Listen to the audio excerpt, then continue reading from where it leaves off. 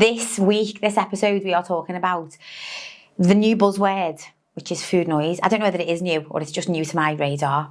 Food noise. I want to know your opinion on this, ladies. Do we think it's a real thing that is happening to us? Is food creating noise, or are we just lacking a plan and discipline and some education around good nutrition? Welcome back to the Nicola Graham Podcast. I'm excited to be back recording today. We've just got back off holiday and we had a great time. It's just, do you know what?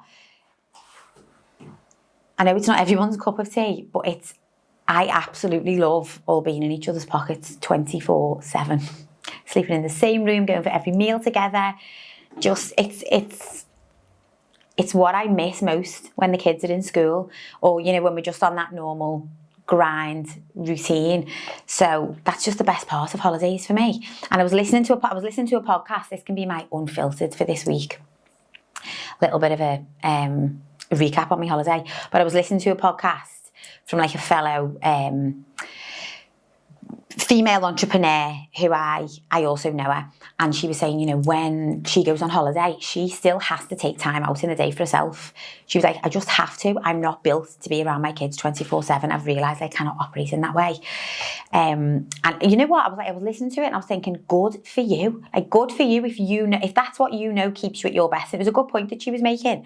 You know, she was saying, like, we don't spend our time in each other's pockets 24/7. Ordinarily, and then when we go on holiday and we're expected to, or like we're forced to almost, it feels like you're letting yourself down, or maybe you're failing if you're starting to get irritated, or, you know, losing your temper a little bit more than you might normally, or whatever it might be. So she takes time out in her day for herself. Good on the hubby, because he must just take the reins with the kids. But for me, each to their own. For me, like, my kids wanted to go to kids club on holiday. And, you know, you go some places and, like, it's like an indoor kids club thing. And sometimes the parents can go in. So when our kids have gone before, and again, this is not judging anyone who uses kids clubs at all, each to their own. But we go in with them and have like a little play with them, you know, just to get in out of the sun. Anyway, place we've just gone was run like a daycare.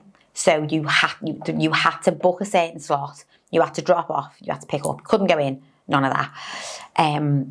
So they went once because they really wanted to, and it was the hottest day. It was, oh gosh, we were in Cyprus and the weather was like hotter than I've known on any holiday that we've gone on. And we're used to hot holidays. But anyway, I missed the kids when they were in kids club so much.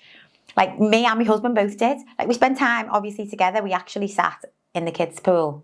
This is making us sound really sad now, but we sat outside the kids club by the kids pool, just chatting, because we're a little bit, you know, well, we've never been to that hotel before. We just didn't want to leave them completely anyway, but we really looked forward to them coming back out. Anyway, that kind of went off on a little bit of a tangent. Does anybody else feel like that though, or am I on my own? 24/7, just doing everything together. I absolutely love it. We got home, we were saying on the flight, oh, what are we going to do when we've all got to sleep in our own rooms this week, guys? We were like, should we just all put our beds, push them all together in mummy's room, and then we can just continue our holiday mode on for the rest of the summer, which we haven't done, but would be a nice idea. Anyway, this week we are talking about food noise, which is a buzzword, or, you know, it's a new, what would it be a new term for? I don't know. Answers in the comments. What would food noise be a new term for? But I think, like, people are using it to describe how they feel with the struggle around overeating, or, you know, these self-sabotaging habits, or binge eating. Like, it's food noise, but I'm constantly being plagued by food noise around me. So I want to break down a little bit of, like, my interpretation of this, but also give you some valuable takeaways to maybe just quiet down that noise. Because let me tell you this, whenever we feel overwhelmed, not all of the time, but a lot of the time, and I think specifically in this case, you know, a lot of that can be resolved by just having a plan. Like, stop being so vague. Let's get clear on what is and what isn't. Let's get clear on what your goal is. What do we need to do to get you to your goal? What does that look like in terms of nutrition? Everything else takes a backseat. We remove the food noise. And yes, that takes discipline. It takes following through on the plan. But I think the noise and the overwhelm a lot of the time, and again, I'll speak more on why I think this is, such an issue. But I think a lot of the time, the noise and the overwhelm is coming from just a lack of understanding. Like, what does healthy eating 80-20% of the time actually look like? And for some women, and I know some of you listening to this, you might not even be able to remember a time when you felt at your best self. So it's all of that. I think social media probably also adds to it, which is not something I put in my notes, but the amount of food pages, I'm going to give a little tip here, ladies. So, because the amount of amazing food pages, I used to follow loads, when I first got an Instagram account of best place to eat, best recipes for the most indulgent foods, whatever it might be. But your environment, setting your environment is a big part of your success. But social media is part of your environment, which I know sounds wild, but it's what we expose ourselves to. So your environment is everything that we expose ourselves to. Some of it's in our control, some of it maybe not so much. And then we have our internal environment, which we create. And I am pretty sure I may have spoken about this on the last podcast last week. Go back and have a listen. If you're just joining these podcasts now, ladies, I feel as though there's maybe been some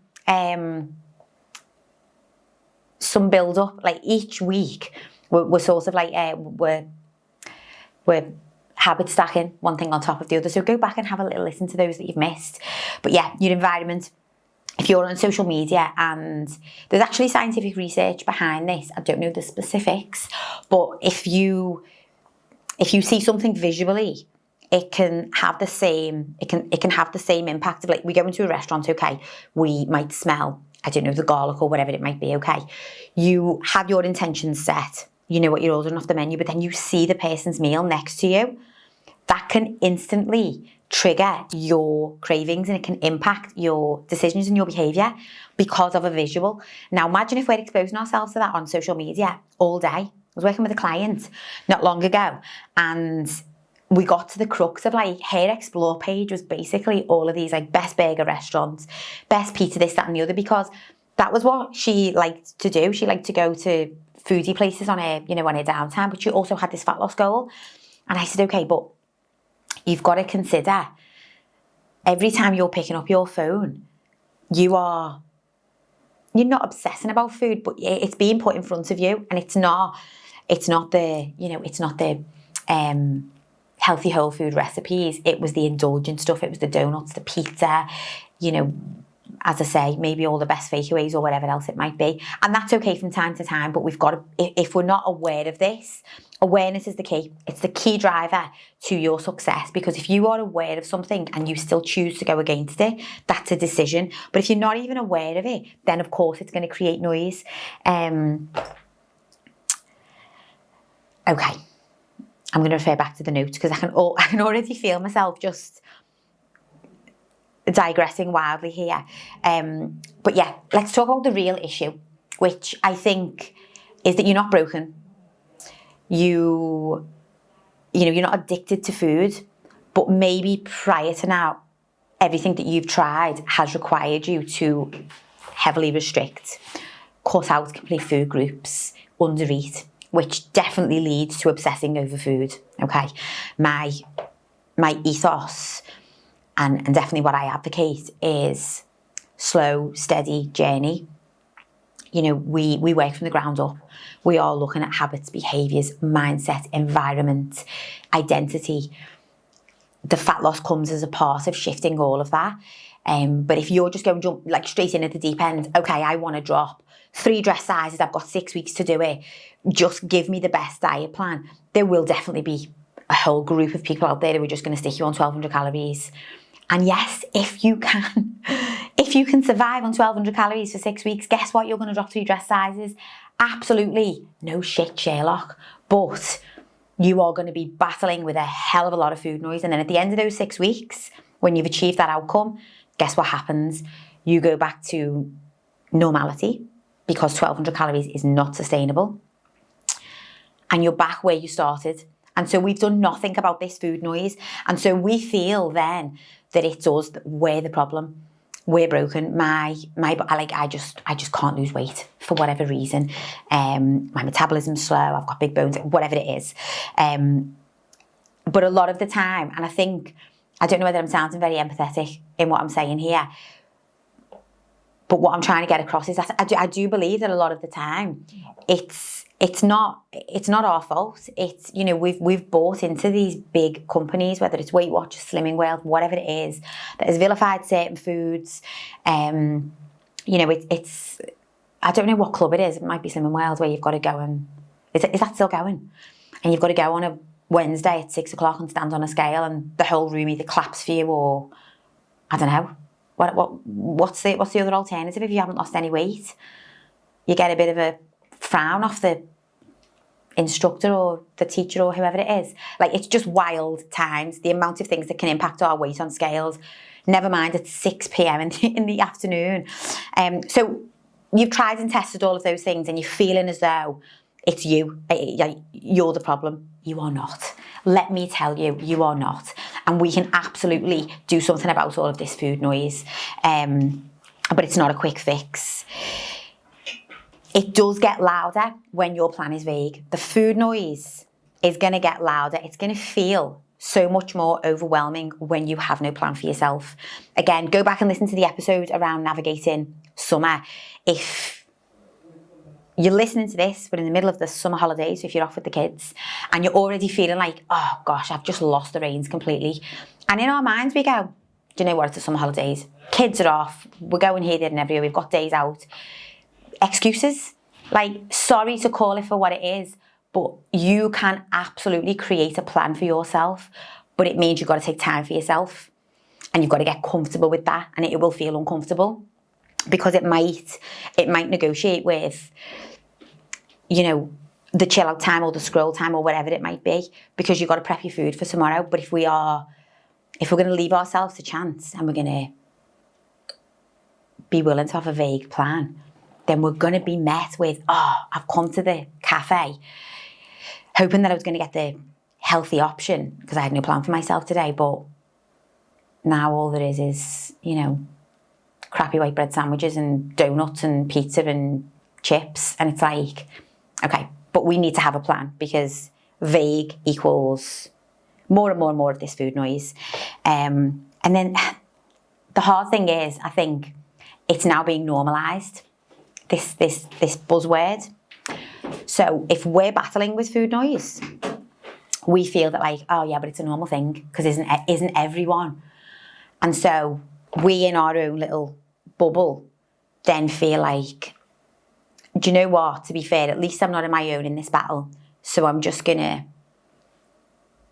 sit and eat the junk food, knowing that actually it's not me eating the junk food, it's the food noise that's caused this.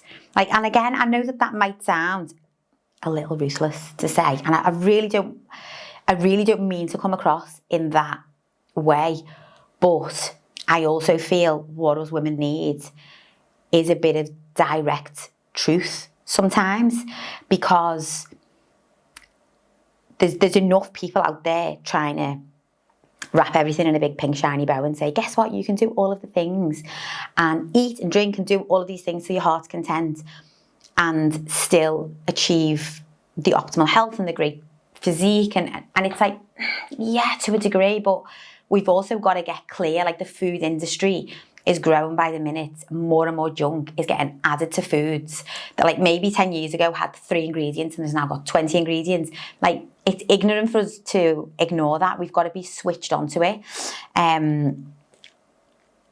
Which leads me on to my next sort of little piece on this, which is, to block out the food noise, you have got to have discipline. Of course you have. But how do you know how to exercise discipline if you're not educated on what works and what doesn't? And again, this goes back to that piece. If you've always done quick fixes, if you've always done like fad diets or slimming clubs or whatever it is, then you will not know where to start. So I work with a client, and I've worked with her for over 12 months, and we've actually become friends. And when we first started working together, I can't even tell you. So I was on a call with her on Zoom, and she was sat, like, if you're watching this on YouTube, you'll be able to see what I'm on about. She was sat, like, rounded shoulders, head down, chin tucked in, just like lifting her eyes up every now and then at the camera. No confidence at all. And in her mind, she was broken. She felt that, there's no chance of me having the confidence or the vitality or the energy or the gust back in my step. But I would be so thankful if you could put the brakes on my weight gain, was kind of the perspective. And if we lose some weight and I feel a little bit better about myself, I will be so happy. And then it transpired that, she's always done these slimming clubs and one thing or another. And as we began working together, so a big part of, the first couple of weeks in us working together is just bringing awareness around what you are doing currently. And also me educating you on, okay, so this is what is going to drive your fat loss and your energy and your recovery and, lower the inflammation and bring down the bloat and all of that kind of stuff. I open your eyes to what eating real food and having a good, healthy diet and feeling satiated actually looks like. And the difference has been unbelievable. So we still work together 12 months later. The transformation is, honestly, she is one of the most amazing, I'm going to say confident women. I don't think she would own that word, confident herself. The mindset is always an ongoing, something we've got to work on. But honestly, the transformation physically is wild. She looks amazing. But who she is now as a woman, how she spends her time, who she identifies as, she's not this timid, shy, let me just shrink into the background and hope no one notices.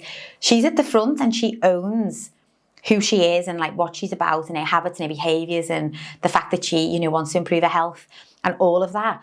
But it started with zero awareness, and she was so wanting to improve her health, but she'd been led down the garden path so many times just by different slimming clubs and one thing and another, that she just had no real gauge of what good eating well looked or felt like. And so for her, just as few calories as possible was the only way. But then, as we know, that gets really miserable after the periods of time. So you revert back to what you've always done previously. And then when the time calls for it, you need to tighten up, you go back to this really restrictive, low calorie. And guess what? It is going to work the first time you do it. Of course it is. Because the body will respond, but then the body will adapt. And when you are adapted to something like this, it stops giving that response. Those of you listening to this who have done a quick fix, lost a lot of weight, come out of that cycle, gone back to it, and that used to always work for me. It doesn't work for me anymore. You will know what I'm talking about. And then the really sad thing is that we then think, okay, so maybe I just need to eat even less. We feel that the only way to do it is to just, okay, so maybe I need to shift those 1,1400 calories to 1,200 calories, or I've spoken to women who are doing 700-800 calories, which is just wild. But education will help to minimize this noise, but then it's discipline, because as I've said, once you understand what works and what doesn't work, okay, you've then got to make those conscious decisions. And that still takes discipline, making those decisions. I speak about this quite often, whether it's with friends or with clients, because I do get comments like, oh, well, it's easy for you and you've not, you don't know what it's like to struggle, or whatever the comment might be. And it's no, but please don't underestimate that I still have to make conscious decisions every day. I know what food noise is. I go into the supermarket, I see all the grab bags of crisps and the bottle of Coke and everything else. I am choosing to stick to my plan. That's it. That is it. I work on my mentality. I will work on my mindset. I will do the things that need to be done to get to where I want to be, but it still takes discipline. And yes, if you are starting off, it's a process. It is a process. But education will give you confidence, ladies. It will just give you the confidence to make those decisions. And you know what? The better you start feeling in yourself, this is the penny drop. I've spoken about this in other podcasts that I always see with clients, is that we want the dress size or that big number on the scales. But actually, as soon as we start to feel better in ourselves, we realise that's what we wanted the whole time. We realise that, like, oh, okay, when I feel that I can go on holiday and make good decisions around food and, you know, maintain some level of balance. And I'm now more choosy around alcohol because guess what? I'm in the driver's seat.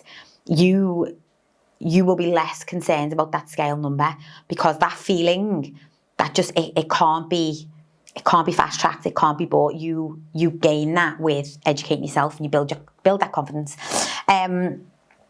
Okay, 5 practical ways. I'm going to keep this short and sweet. I don't know how long I've been chatting away for so far, but 5 practical ways that you can reduce that food noise and maybe just get on that path to feeling like, yeah, but you actually can follow through with a bit more discipline. I'm just going to say at this point, side note, if you've not listened to the episode around stress, please go back and listen to that, because those of you who your stress response is to eat a certain way, that's also a really good episode, ladies. And again, we might be confusing that behaviour or habit with food noise. It's not food noise, it's stress. We want to be able to manage the stress. That'll have a massive impact to the food noise. Eat enough early in the day. Practical tip, eat enough early in the day. Real sort of like black hole that we can end up falling down is we promise ourselves we're going to be good, in inverted commas. We promise ourselves that we're going to be good early on in the day. Good to a lot of women is under eating. Okay, so your version of good might be the version that was given to you by your the last diet plan that you were on, Quick Fix, Slimming World, whatever it is. Sorry, I'm throwing Slimming World right under the bus in this episode, but here we are. It's just an example, comes to mind. So your version of being good is under eating. So you start your day with these great intentions, but then guess what? 4 o'clock hits and you are ravenous. And so that whole period from 4 o'clock onwards is your body trying to catch up. And so you do overeat and you do eat the less desirable options because you grab and go, because guess what? You know, that like little 400 calorie dinner that you had planned is definitely not going to be enough. But there's nothing else made to go on top of that, least of all any like whole food or, you know, good quality protein. So we're eating the crisps, we're just having a little round of toast, whatever it might be. Eating enough early in the day is a hack. It's a fat loss hack. Start your day with protein as best that you can. Protein and fats, actually, for us women, hormonally, is where we thrive. Stop trying to be so good. I would argue, like, you would be better giving yourself a cut-off point in the evening, let's say 7 p.m, where we don't eat after 7. Give yourself the freedom to eat in the day when you are actually up and about and you need that energy, because of an evening that's when we're eating out of habit. That's when we're probably consuming the calories that we don't really need, but it's habitual. Number 2, plan ahead. Just plan ahead, even if it's roughly. I do not have my meals prepared in a Tupperware tub. I eat with my kids every night, where possible. You know, I'm not eating different to anyone else in the household. I just have a plan to cater to everyone. And if we're going out for the day and I know that wherever we're going is not going to cater for healthy options, again, I'll go to the supermarket and I'll make us the pasta pots or the wraps, or I'll take the fruit, whatever it might be. Even the difference between having like the standard bag of crisps versus like the only option when you're in the theme park is the grab bag. It's just having a plan, even if it's just a rough plan. Stick to a default structure. So this is something that you will learn over time, but you create a structure for yourself. So it's understanding what works for you and then sticking to that. It's almost like working with your non-negotiables. Another little intro on this. Go to my Instagram page if you've not already downloaded the Summer Strong Guide. Link is in the bio to download that. And there's 10 suggested non-negotiables on there. You're going to choose 3 to 5 okay? And you are going to stick to them. They are non-negotiable. So they've got to be basic enough that you can do it every day, but impactful enough that it will change the outcome, because it's going to drive habits and behaviours. But that helps you create this like default structure. Like if all else goes to shit, I've got my non-negotiables to fall back on. That keeps you, just at a certain standard. Stop negotiating with yourself. Oh, this is a biggie. And again, it's part of the food noise, because we go out with a plan. We've got our food. We don't need to buy the other junk. Don't get me wrong. 20% of the time, ladies, that's okay. But if you've got a fat loss goal, there's a high chance that you've been doing the junk or maybe overeating more than 20% of the time. Okay, so we want to narrow that gap. 20%, 80% of the time, you've got to follow through on the plan. You've got to follow through on what you've said you're going to do. This takes discipline. It takes understanding why it's important for you to show up. Stop negotiating, essentially, with ourselves. Stop promising ourselves that, like, okay, I'll be really good tomorrow and I'll pull these calories back tomorrow. If you know you can do that and you are already on the ground running, happy days. That's definitely, having flexibility in your diet is freedom. But if it's something that you continue to struggle with, draw a line, have a full week. I'm not going to negotiate with my plan. And then number 5, really quickly, is audit your environment. So again, go through your social media.